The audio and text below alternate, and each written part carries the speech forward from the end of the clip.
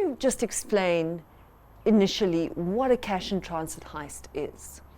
So cash in transit crime relates to a wide category of crimes. We have the so-called vehicle on road attacks, which are the ones that we see and that people really speak about and that grab people's attention. But it's a much broader category. There's also cross-pavement attacks where the security guards are attacked between their armored vehicles and the place that they're taking the cash to, and that's a huge and hugely increasing subsection of that crime. And then we also have big robberies at cash centers where the cash is housed and kept and warehoused. And then we also, of course, in South Africa have very many airport heists.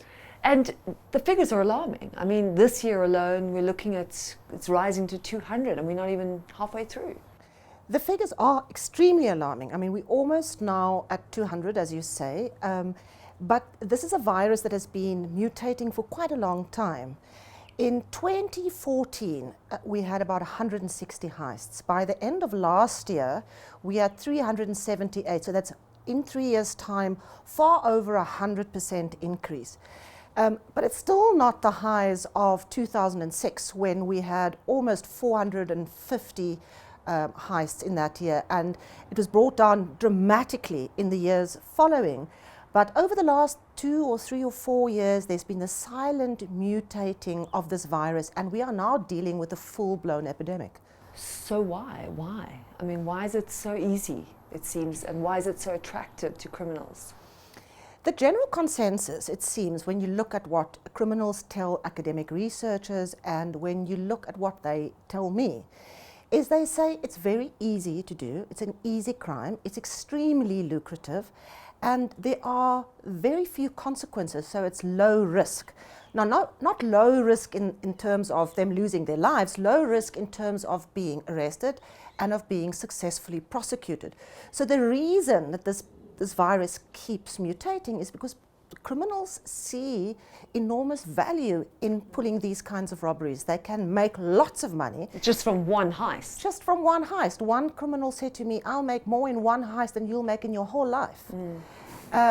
Sad for us. No, exactly. And the chances of that person actually ending up in prison are so remote that it's worth the risk. Why is that the case? I mean, A, why is it so easy? And B, why are there no consequences? The biggest problem that we are dealing with in terms of handling this crime is that we must understand that it's an extremely organized crime, and it's a very sophisticated crime.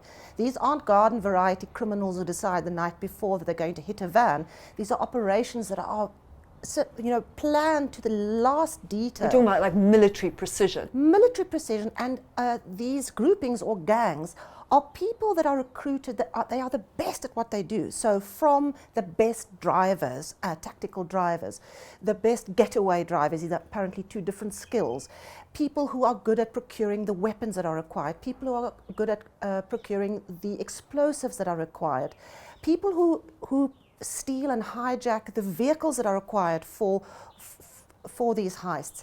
This is a very sophisticated crime, and the law enforcement response needs to be extremely sophisticated. But it's not. But it's not, because 2 reasons. Over the past period in South Africa's history, we've seen an implosion of crime intelligence. Crime intelligence, which is the engine room really of trying to handle organized crime, is broken in South Africa. We don't have the intelligence, the police don't have the intelligence to operate on. But more importantly, I think, and this is what people within the industry and within SAPS have been telling me, is we've lost a lot of skilled detectives. A lot of skilled detectives have left for the private sector, have left because of politicking within the South African Police Service, and there is, particularly in the detective branches, a dearth of certain skills. Skills you need if you're going to catch the sort of cream of the crop of criminals as you're describing Exactly. them. If you want to successfully prosecute a criminal like this, you can't just arrest them. You've got to make sure that you have a docket. You have to make sure that you have all the evidence which will not be thrown out in a court process. And you need to have the skills to work with the prosecutor to put this through a court procedure which is which requires enormous knowledge and enormous skill, and we don't have enough of those people. One of the things you always hear when people talk about cash and transit heists in South Africa is, oh my goodness, they're so brazen. I mean, even using explosives. They are extremely brazen, and the one hallmark of a cash and transit criminal, you see this from all the research that has been done, is that they say they are prepared to use any level of violence that is required to get the job done. So they come in with huge firepower, with semi-automatic weapons, they come in with explosives, and they have very little to fear because the response is usually so meek that they can be brazen. And as this virus has mutated and these gangs have seen how successful and easy it is, they've become more and more brazen. I mean, we're seeing now these attacks taking place on highways, very busy highways around Gauteng. We see attacks taking place in built-up city areas where in the past at least there would have been, you know, some sense of these criminals operating in areas that were quieter or on back roads, or they would do some planning where they would be on a highway that was a secondary road. But the brazenness is extraordinary, and it's getting worse. And I mean, the response is poor because often the security guards hired to protect the cash are just not very well trained. I mean, they're not in the same league. We've seen recently the security guards have gone on a strike, and they've tried to be very vocal about the stuff that worries them. And they are very worried about the level of training. They say they don't get paid enough, and they say that there's so much risk for them in this job. But there is another side to it too, of course, that cash and transit crime is not possible without insider help. So almost in every cash and transit crime, you will find the criminals would have accessed information through employees of cash and transit companies. And they're called fingers, or fingermen and fingerwomen, and they are the ones who give the information about the routes that are traveled, the amount of money on a van or in a cash center, and so on. And what these guards have also said is, you know, we put our lives on the line every day, but we are also the first ones to be that people suspect. So it's a very complicated thing, but I think they're not really matched. They're not matched equally to these criminals. Yeah. They're outmanned and outgunned often. And in terms of the kind of people who would be recruited for a cash and transit heist, I mean, what kind of person are we looking at? It's interesting, when we look at the research done by Dr. Henny Lochner from the University of South Africa, he asked 20 robbers about their previous lives and how they'd come to be involved in cash and transit crime. And they come from a cross-section of the population and had done different things. Interestingly enough, most of them had a job. So they're taxi drivers, they are... So we're not talking about poor unemployed. No, and the issue is often, the question is often, is this a crime of greed, or is this a crime of need? And we see from the research in terms of what people have done before that this is a crime of greed, because these are not people trying to put food on the table. These are people who have seen a loophole, and they also say, we are very proud of what we do, we see ourselves as professionals, and we are very good at what we do. We aren't, we're not garden variety criminals. And they're even using the money to invest, put kids through school, that kind of thing. So the research that was done by Dr. Henny Lochner also looked at what they'd done with their money. Many of them had bought property. They'd bought townhouses. Often they like to move into areas, kind of upmarket areas, because they are less likely to be seen in these areas. They have spent a lot of money on their children's education. Two of the criminals that he interviewed had children at European universities. And two of the people who he interviewed, two of the criminals that had been arrested and incarcerated, were actually students at the time of their arrest. There was even a disco dancer or something. There was a disco dancer, there was a handyman, they come from jobs everywhere. For everyone, yeah. The thing about it, though, that I think confuses a lot of South Africans is why it has been so difficult to stop the cash and transit heists. I mean, there's obviously a crisis.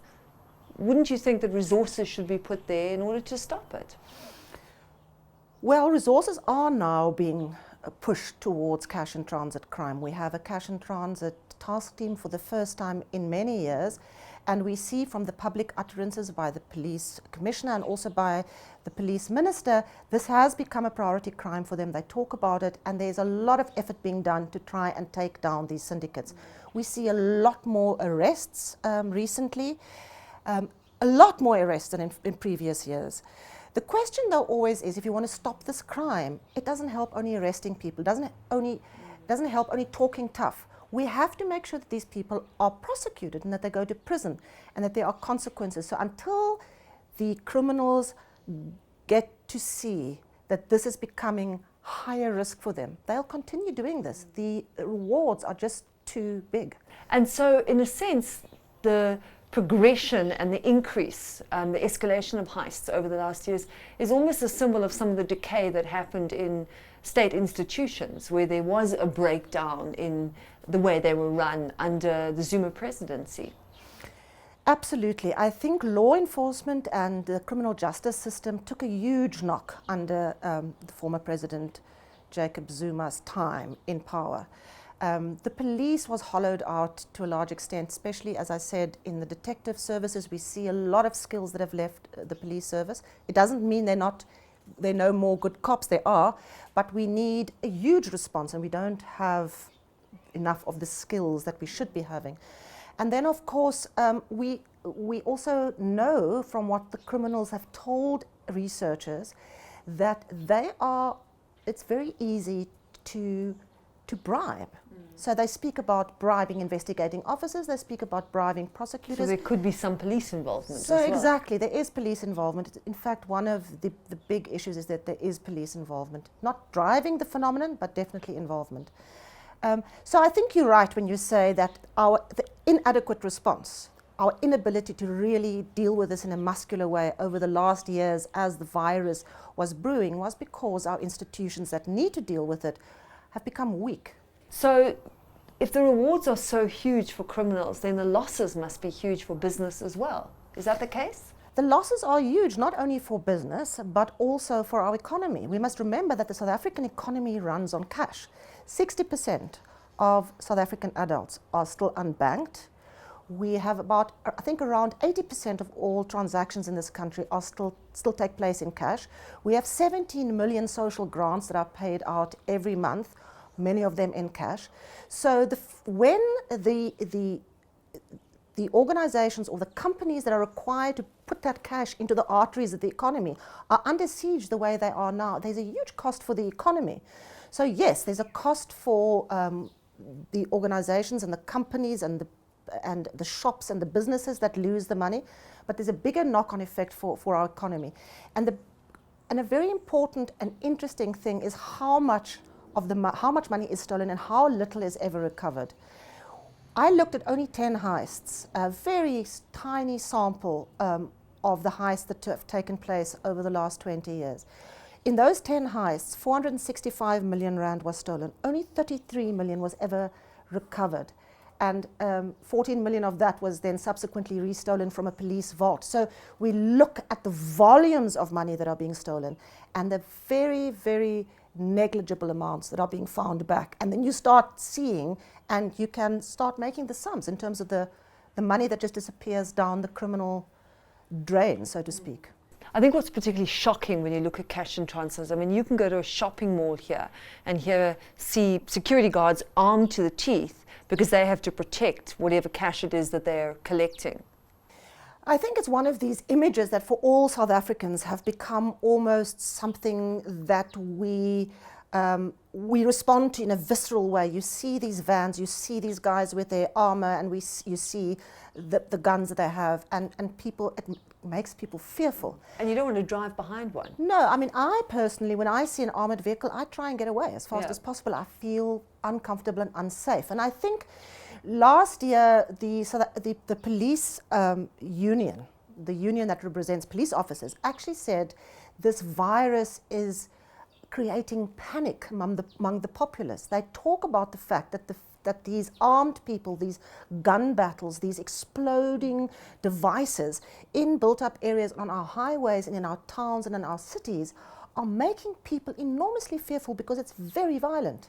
And because of social media, we're seeing them how many recordings that I receive on my phone of cash in transit heists, it's a constant barrage of information. It's very interesting also when you look at those videos, those social media videos, and I've looked at a lot of them when I was writing the book. It's so interesting to see, to listen to the soundtrack of the people making the videos and how shocked people are by what they're seeing happening in front of their eyes. The vans being blown up, people being shot, sounds of explosion. It sounds like warfare sometimes.